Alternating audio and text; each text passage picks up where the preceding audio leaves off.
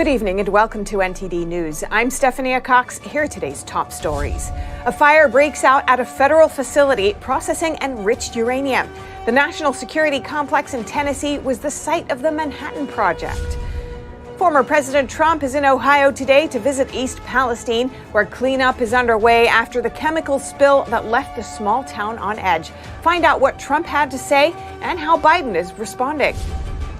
And the president is in Poland, vowing to bolster NATO as Putin boasts closer ties with Beijing during talks with China's top diplomat. We have the analysis. Pressure increases for Congress and the Biden administration to act quickly on the debt ceiling. A new report says the U.S. is expected to default on its debt by the summer. And over to tech companies. The Supreme Court heard its second case in 2 days on whether social media companies should be liable for the acts of third parties. The decision could be a game changer.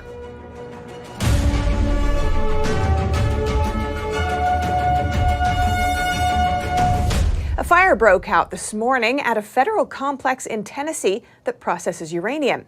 Officials said there were no injuries. The Y12 National Security Complex in Oak Ridge, Tennessee, confirmed that a fire broke out in one of the production buildings shortly after 9 a.m., and it involved uranium. Emergency services responded to the incident, and around 200 employees evacuated from the building, with more leaving from nearby buildings. The federal facility was the site of the Manhattan Project during World War II, where researchers developed the first nuclear bomb. A new uranium processing facility has already been under construction to replace the one where the fire broke out. Workers returned to normal operations by the afternoon, and officials said there are no reports of contamination or radiation. And former President Trump is in Ohio today, visiting the town that's still on edge after the train derailment that has left some residents sick. NTD's Melina Weisskopf has the details.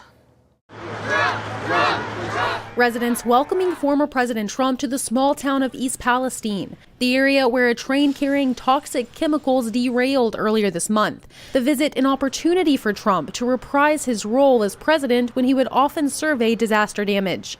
Trump visited Little Beaver Creek to inspect environmental damage, where he was briefed by newly elected Senator J.D. Vance, East Palestine Mayor Trent Conaway, and other state and local leaders.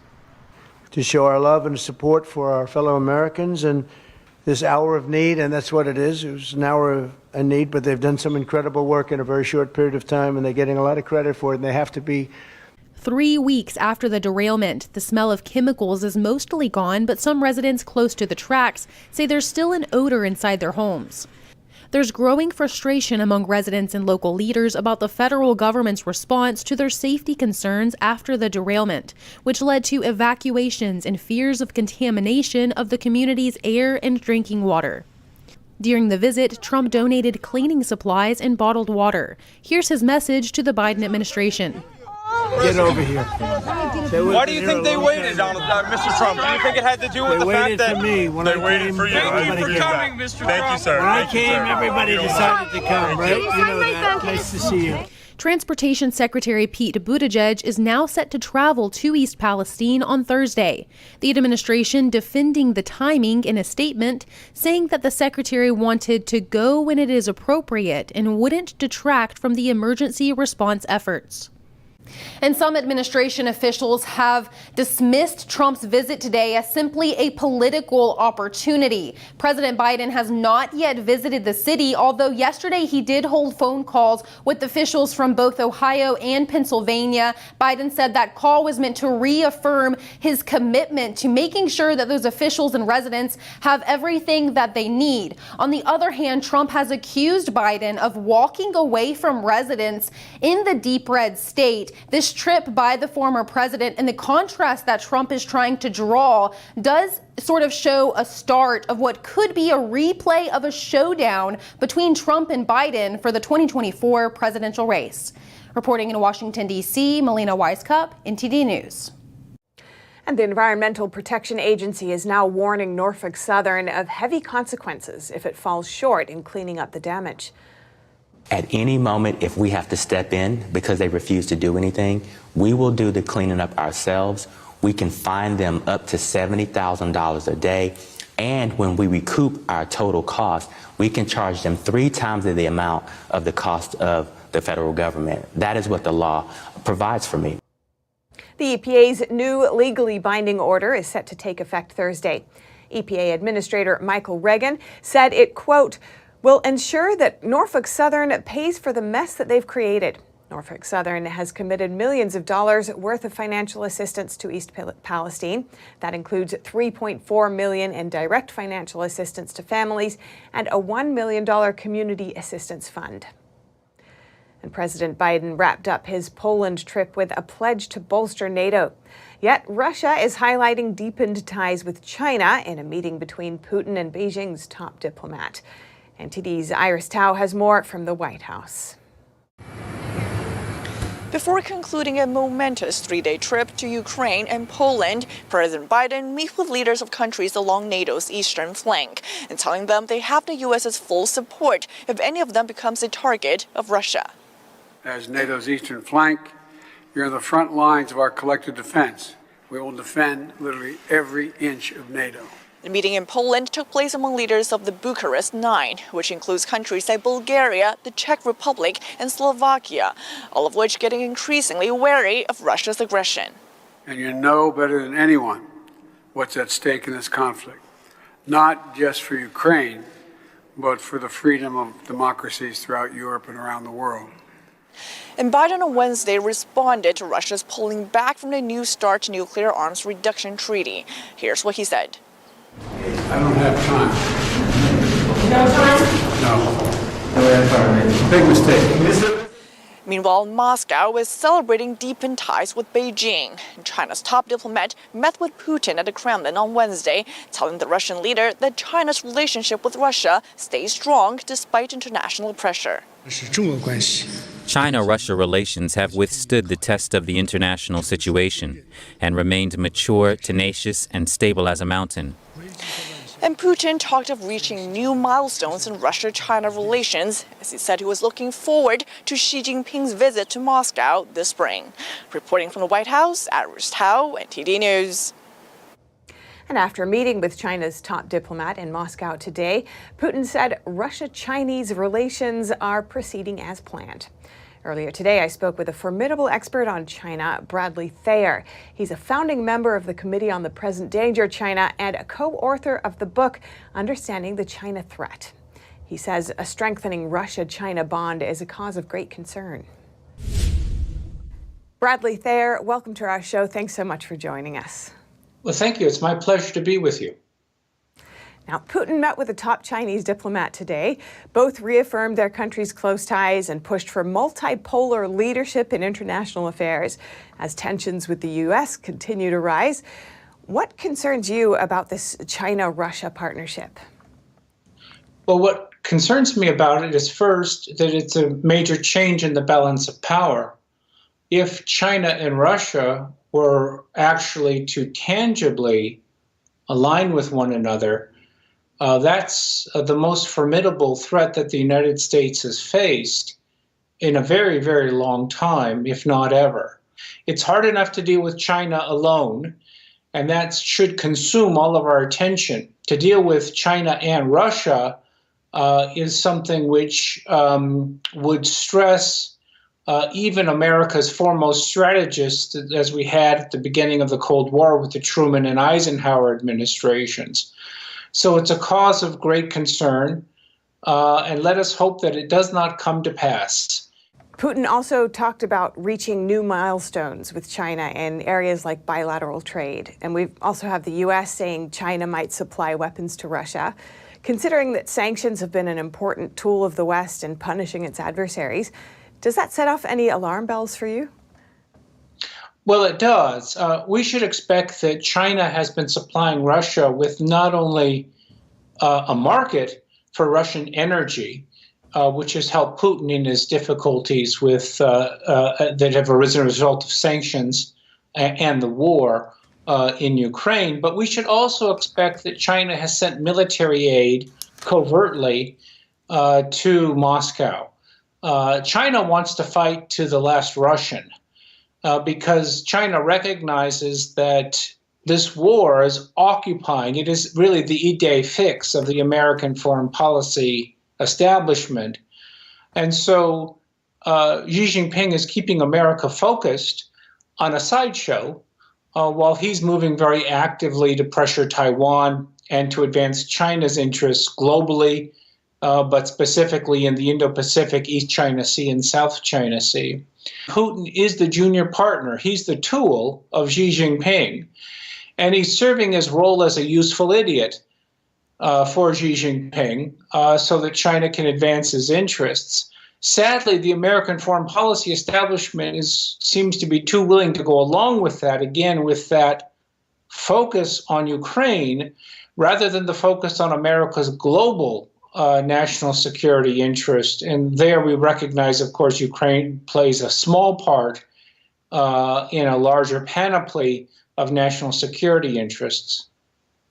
The U.S.'s Navy Secretary Carlos del Toro said yesterday that the U.S. can't keep up with China's warship building program.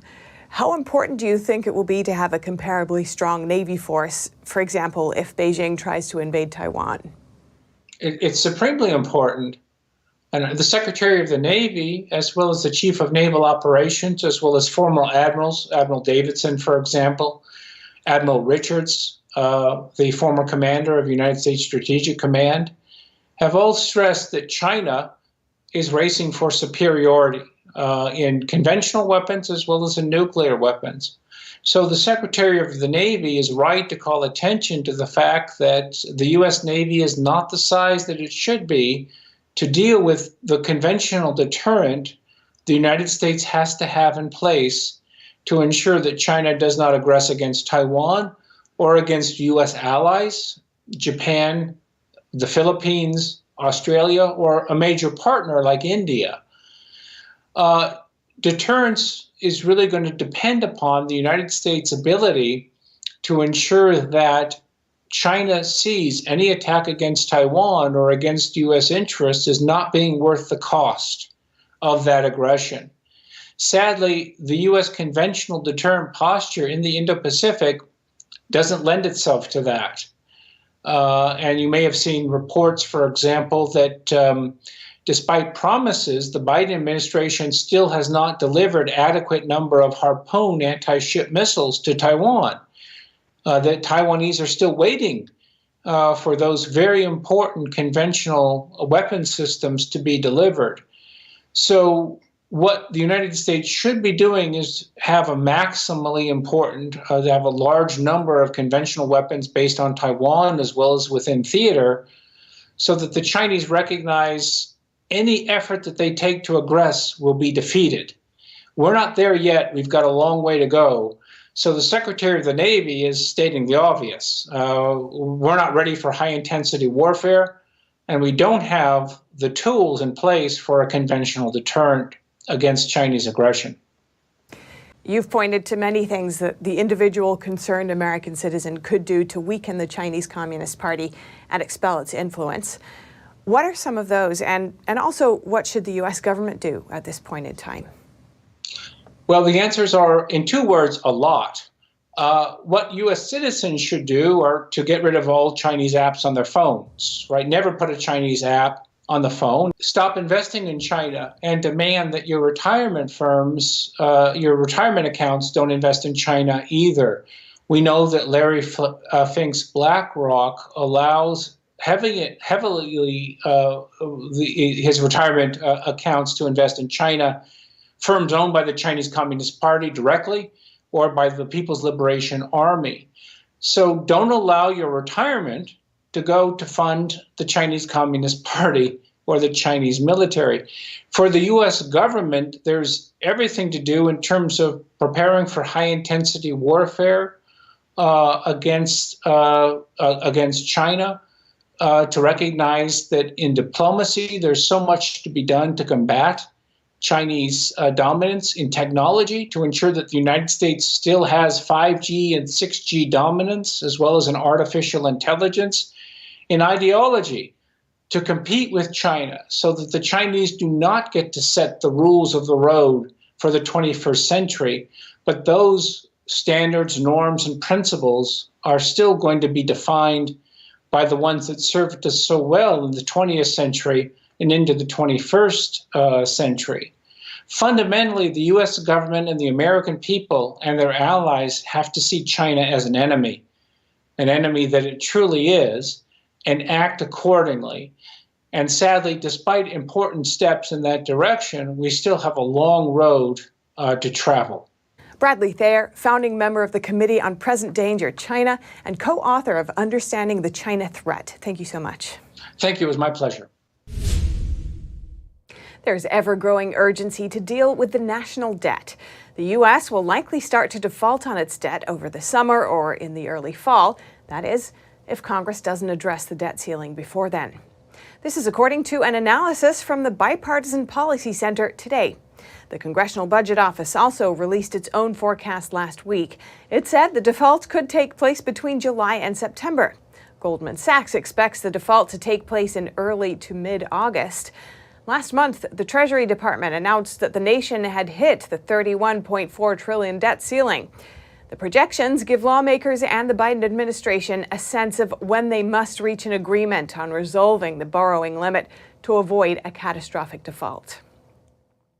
And the Supreme Court heard a second case today on the role of social media platforms in the acts of terrorist groups. NTD's Arlene Richards reports. In 2017, 39 people were killed and 79 wounded in an Islamist terrorist attack in Turkey, including Jordanian citizen Noras Alasa, who was celebrating the new year with his wife. His relatives, all U.S. nationals, later sued Google, Twitter, and Facebook, alleging they were indirectly responsible for the attack. Their lawsuit claims the platforms serviced Islamic State accounts as far back as 2010, enabling the growth of the terrorist group. Therefore, the tech giants should be held liable under the Anti-Terrorism Act for aiding the Islamic State. A Ninth Circuit court allowed the case to go forward. On Wednesday, the tech companies asked the Supreme Court to overturn the lower court's ruling. Twitter's attorney, Seth Waxman, argued that his client couldn't be held liable because the company didn't knowingly assist in the terrorist act. Justice Sonia Sotomayor said she was confused. I thought you needed a direct connection between the assistance given and the actual act. So I came away from your brief thinking that what you were arguing was that they had to provide something specifically for this bombing.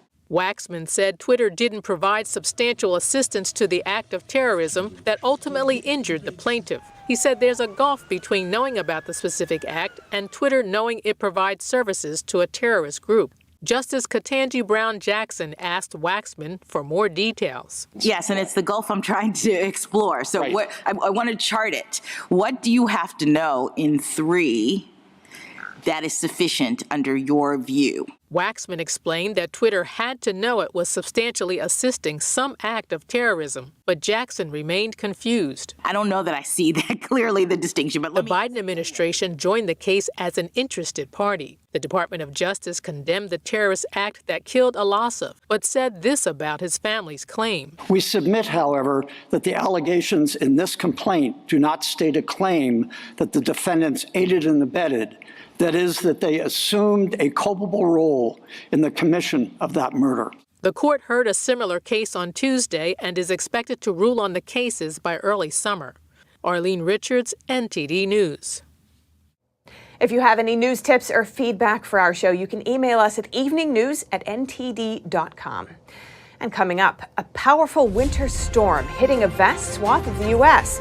Over 60 million Americans are under winter weather alerts. And in F1 racing, the charged wreckage and unreleased footage of one of the worst crashes in Grand Prix history will finally be made viewable to the public. NTD's Dave Martin has that story, that and more, coming up.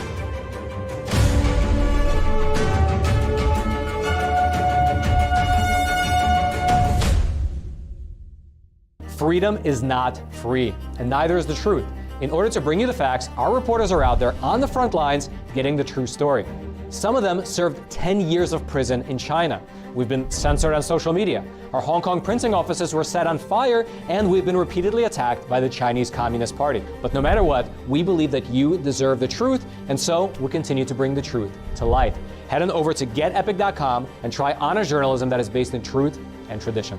We'd love to have you on board.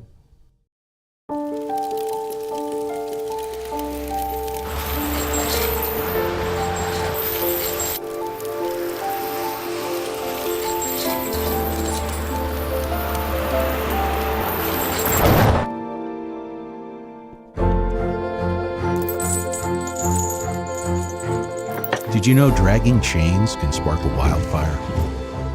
Only you can prevent wildfires.